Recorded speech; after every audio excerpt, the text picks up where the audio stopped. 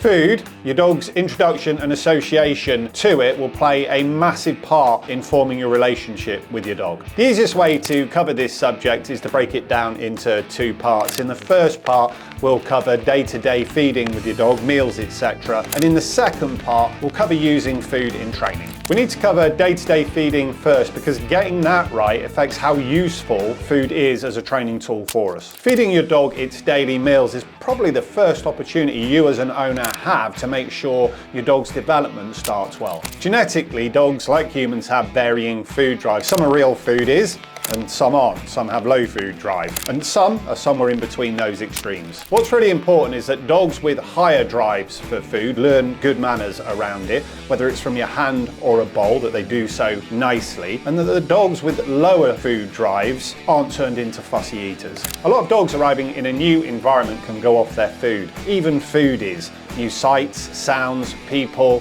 etc. can make them anxious and nervous, and this is especially true of puppies. From the second your puppy or dog arrives in your home, it's learning, and it's really important in those first few days and indeed meals to avoid making the biggest mistake that people do, and that's to start changing, interfering, messing with your dog's food to pander to non-eaters. As we've said, it's perfectly normal for dogs or puppies in new homes to go off their food. As owners, we want the dogs to feel loved and settle in. So when the dog refuses a meal, we tend to panic and make a big mistake of adding high value food to that meal, such as chicken, tuna, cheese, etc. The instant you do this, you're teaching your dog that refusal is rewarding, and you're on the slippery slope to creating a picky eater. Look, that's unhealthy for your dog, it's difficult to manage, and it's really going to affect how useful food is as a training resource to you. So here's what you should be doing. Use the same food that the breeder provided you with.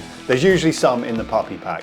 Put the food down at the same times, in the same place, preferably in a quiet environment, every day. Leave it down for a set amount of time. 5 minutes is usually adequate. At the end of the allotted time, take the food away unless your dog is actively eating. In that case, wait until they walk away or finished and take the bowl away. If there's still food in the bowl and they walk away after the allotted time, take the bowl away. Here's a top tip. Giving dogs treats is more about how good it makes the human feel than actual benefit to the dog. Buying your dog's affection with treats is a perfectly normal thing to do, but in this early stage of a relationship, it's important that we maintain some self-discipline and are frugal with the treats so that our puppy or dog has a healthy appetite at meal times. Your dog's relationship with food is partly genetic, but also heavily influenced by their relationship with us, their owners. When dogs are born, they have an inherent value of food, and it's our job as parental leaders to maintain that value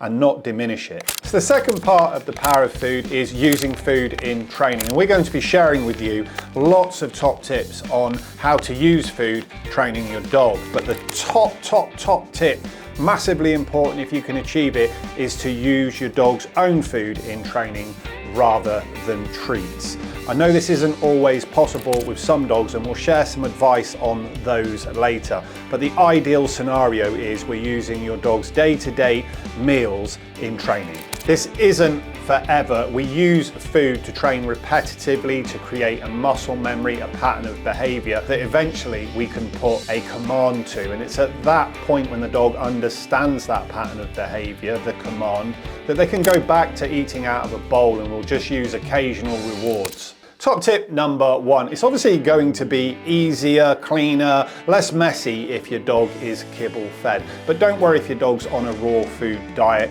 You can train with raw food. You've just got to be a lot more creative in making meatballs, etc. Training with food shapes your position as a leader, and good leaders don't bribe, they're followed. So top tip number two is use the dog's food to lure the dog rather than bribe the dog. You can see from these two videos, one, a dog being bribed, and two, a dog following food. These are small differences practically, but massive mentally. By following the food, the dog is in drive, hunting, working out how to release the food. Top tip number three, whatever food you are using, vary the amount you have in your hand, because one piece of food can quickly become boring for a dog and actually limits the amount of reps we can do before reloading. Use large handfuls of food. This creates a large scent pattern for your dog to follow. It also means that we can continuously release food at key moments in training. Top tip number 4, vary the amount of food that you're actually releasing from your hand. It keeps it interesting for the dog, and it also keeps them guessing or trying to work out how to earn more. Top tip number 5, it's best to do lots of short sessions. Don't feel like you've got to use your dog's meal all in one go. For example, you can put their breakfast in a bowl in the morning and use it throughout the morning in lots of short sessions to train your dog. This will keep your dog focused on you, increase their desire to interact or listen to you, whilst also creating a really healthy working relationship. Top tip number 6, and this is a pet hate of mine. If you drop food on the floor, don't let your dog clean it up. Be quick to pick it up and reuse it. Dogs are smart and will, if allowed, quickly learn to search the floor for food after completing an action for us. This can easily develop into the dog's focus being directed to the floor rather than us. When the food in your hand is gone, we want the dog looking up at us to see what is coming next rather than hoovering the floor. Top tip number 7, for dogs that are slow eaters or have sensitive mouths, you can soak their kibble in hot water 30 minutes or approximately 30 minutes before your training. This is going to create a mush or porridge, which can be a lot easier for them to eat, which means that your reps can be quicker, which is a lot better at creating muscle memory. Final top tip, if you're in a hurry but you haven't had time to use all your dog's food in training and you want to obviously maintain their regime, then do a couple of reps with food in your hand, and when the dog completes the action, jackpot reward with food in a bowl. Finally, as we mentioned earlier in the video, not all owners are going to be able to use their dog's food to train. Their dogs are simply going to be too picky to do that. In this instance, it is okay to use high value food such as chicken, cheese, etc. We would recommend you just use simply cooked chicken if that works for your dog. Whatever food you're using though, please do follow the other top tips surrounding how to use the food.